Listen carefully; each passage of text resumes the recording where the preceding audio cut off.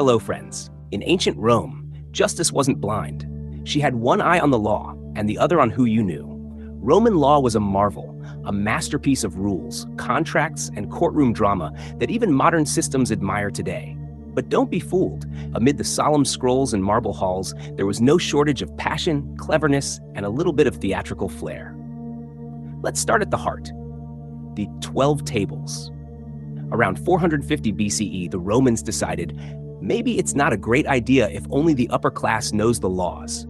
So they carved them onto bronze tablets and set them up for all to see in the forum.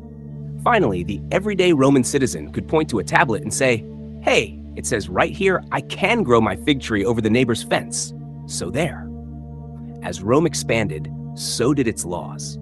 The Romans loved contracts. Buying a cow? There's a contract. Marrying someone? Definitely a contract. Borrowing your friend's horse for a race?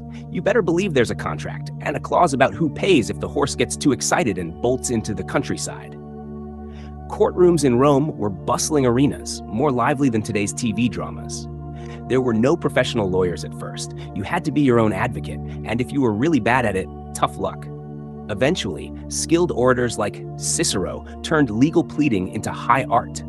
His speeches were legendary, sometimes so persuasive they'd have jurors in tears or applause. One famous courtroom defense involved Cicero charming the audience by claiming that a witness was lying because he had the squint of a dishonest man. A little unfair, perhaps, but undeniably effective. Trials often took place in public spaces, under the open sky. Crowds gathered not just for the verdict, but for the entertainment. It was part courtroom, part theater, part shouting match. Imagine a legal version of a gladiator fight, but with more togas and less blood, usually. Romans even had clever legal tools we still use today. Presumption of innocence. You're innocent until proven guilty. Right to a fair trial. Judges couldn't just throw you to the lions. Well, not for minor things anyway. Right to appeal.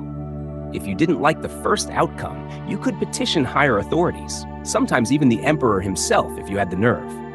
But not all laws were fair. Punishments could be harsh and frankly creative. Petty theft? You might be whipped. Serious betrayal? You might be sewn into a sack with a dog, a snake, and a rooster and thrown into the river. The Romans really knew how to make a point. Despite the occasional sack of animals incident, the legal system Rome built was brilliant, balancing tradition, reason, and practicality. It helped glue together a sprawling empire filled with dozens of languages and cultures. Even today, echoes of Roman law shape how we write contracts, argue in courts, and demand our rights. But Rome didn't just build laws, they built everything.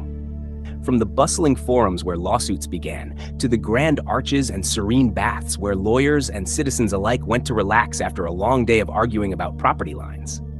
Next time, we'll stroll through the magnificent structures that made Rome a living, breathing monument to its own greatness. Prepare to step beneath the soaring arches, splash into the warm baths, and wander the bustling forums. As we explore architecture of power,